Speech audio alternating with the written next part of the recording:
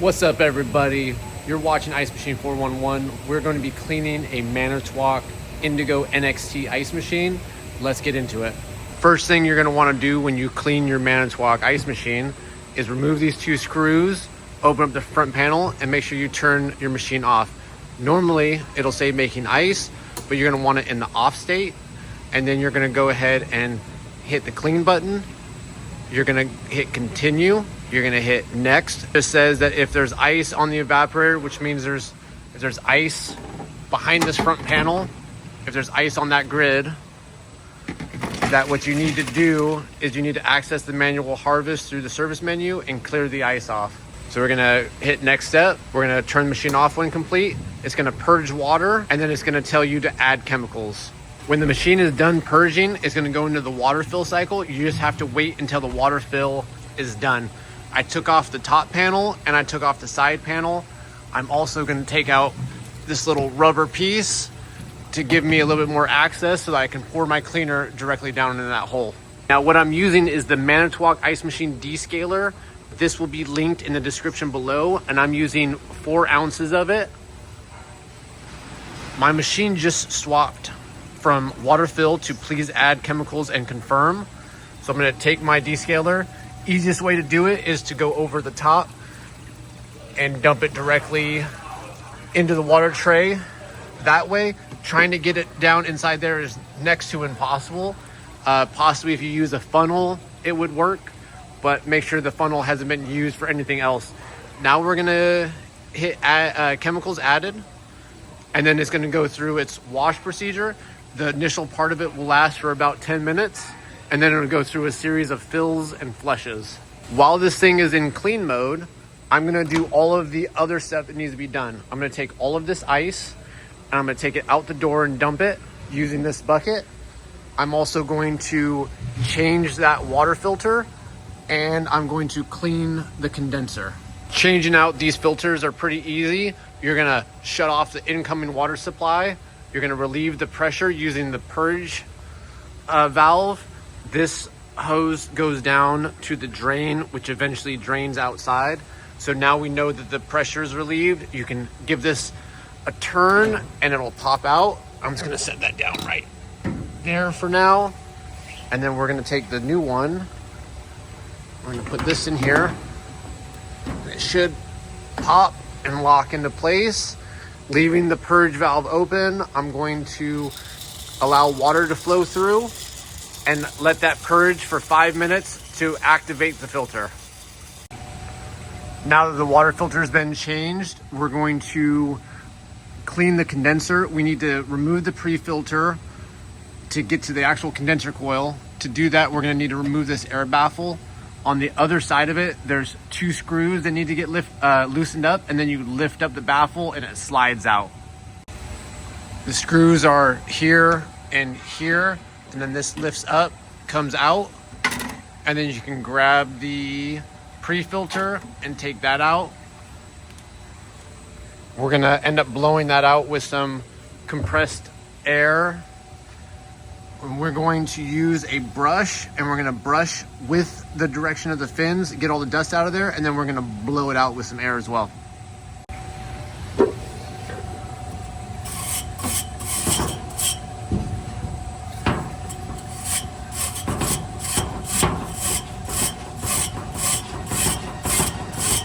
Got to get all that stuff out of there so the machine can breathe. I'm actually going to be using a tank of compressed nitrogen. It amounts to the same thing as compressed air. It's just easier than carrying around an air compressor. You're going to take your air and you're going to blow it until all the dust stops coming out. And then while you have this open, you might as well blow out the inside of here. Get all this stuff out. Keep the inside of here nice and clean. It'll go a long way to keeping the machine in tip-top shape. Use the same air source to blow out the pre-filter, and then we're gonna go ahead and put everything back the way we took it apart. The cleaning process is over. Now we're doing rinses and flushes. We still need to get the ice removed. We're gonna use the bucket and we're gonna dump it out the door.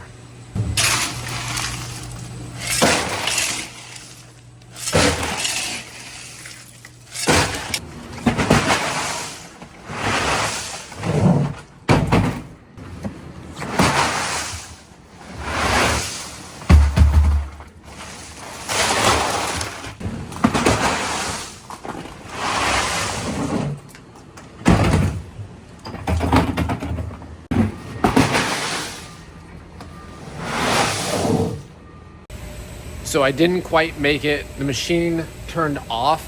The cleaning process is over. I still have about, one more bucket's worth to take out the door, and then we're gonna go into disassembling the machine. Last but not least, that is 500 pounds of ice. All the ice is out of the bin, and if you were wondering, the reason why we empty out the bin is because it has a tendency to collect stuff, like whatever that is down there, and we want to be able to wash it out. I'm going to be fully disassembling this machine, and we're just going to set everything off to the side. The first thing you're going to take off is your water curtain. We're going to set that off to the side.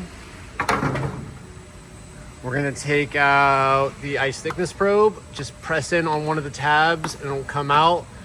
The water distribution tube comes out. You're going to need a wrench to loosen these up. The water trough comes out.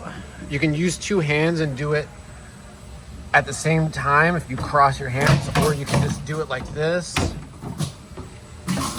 And that gets set off to the side. We're going to use a 3/8 nut driver to take out this. So we're going to remove the water diverter. We're also going to take out the ice thickness probe. If they don't flow, it don't go. You don't want to pull the wires out of their holder. There's a little clip right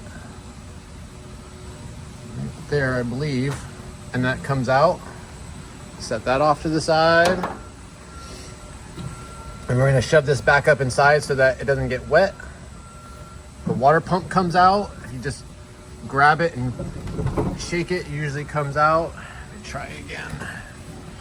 Just grab it, shake it just like that. You may have to come around this side to unplug it. Just depends on how well of a job they did wrapping it up.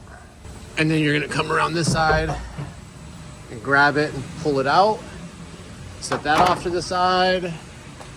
I'm gonna get my wrench and take care of these two things in 1 second. You're also going to quarter turn that, and that'll come out. We want to check our dump valve, make sure it's free of debris, make sure the inside of that is clear, which looks like it is. Get a good look at our drain line. That looks mostly clear. I'll probably undo that clamp and just run a brush through there and then reattach that. Once these little finger screws get loosened up, you can take them out the rest of the way with your fingers. And then once you get all four of them out, you just set them off to the side somewhere, and this guy will pull out of there along with this one. Sometimes it's a pain to get out, but if you work at it, it'll eventually come out. And then, just like the other one up top, loosen it with a wrench of some sort, and then you can finish it off by just loosen it with your fingers, and then that'll come out.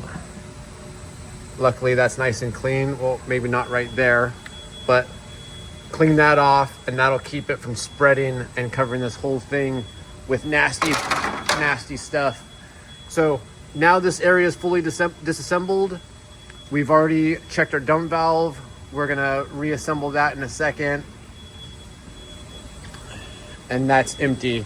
So our next step is going to be to spray some ice machine cleaner on these surfaces, scrub it real quick with a brush of some sort or a scrub pad, and then we're gonna rinse everything off and then sanitize it, and then we're gonna be working on putting this thing back together.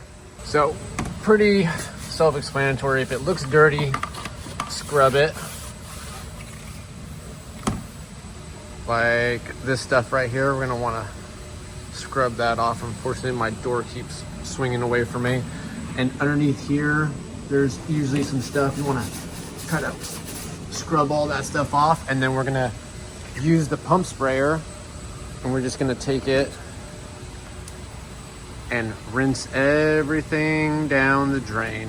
We're all done scrubbing and rinsing the inside of the actual ice machine. We haven't done the storage bin yet. We're going to spray everything with Manitowoc Ice Machine Sanitizer. This will actually be linked in the description as well. We're going to take it, it's mostly water with maybe like 3 ounces of sanitizer.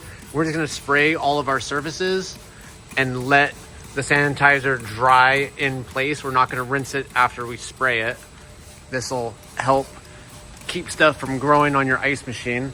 We didn't do the storage bin because I'm actually going to use the storage bin to clean my parts, rinse them into the storage bin, and then we'll clean the storage bin last.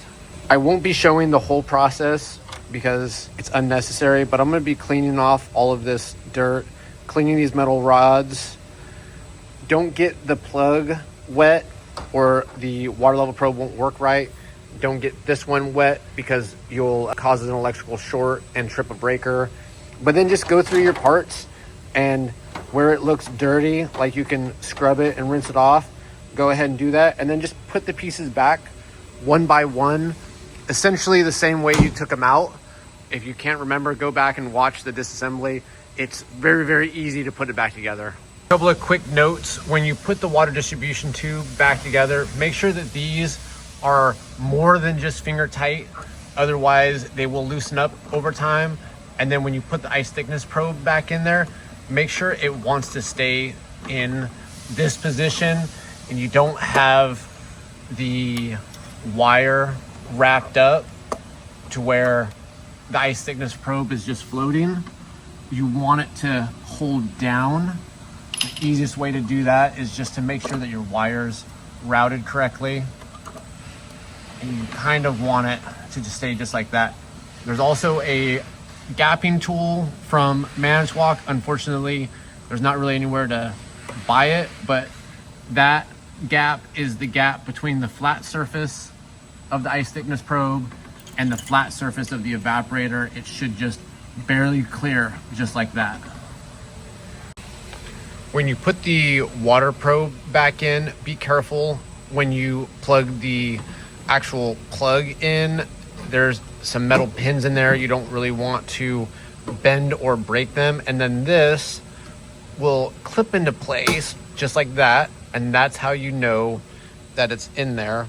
There's also this little rubber piece. It actually gets shoved up inside of that hole to keep air out of it. And obviously we're gonna end up rinsing it off because my dirty hands got something on there. Once it's up in place, you can just rinse it off with some clean water. And then we're gonna sanitize everything again when we're done. All clean and put back together. Storage bin is also cleaned out. I did blow some compressed air through that hole down there because it was a little slow to drain. It's a good way to clear out your storage bin drain if it's not flowing properly. I'm going to put this into clean mode again, and I'm gonna add some of that ice machine sanitizer to it, as well as spray all my surfaces one last time because why not? Second clean cycle, which is actually just a sanitizing cycle, is over. It's in ice making mode. We're gonna see if it drops ice. While this thing is making ice, I encourage you to check out the Ice Machine 411 YouTube channel. There is a lot of different videos covering Manitowoc, Hashizaki, Scotsman, and Isomatic. Everything from troubleshooting to cleaning and regular 6-month services. Like and subscribe. We're gonna wait for this thing to drop ice and then we're out of here. Thanks for watching, everyone. Hey, we got ice.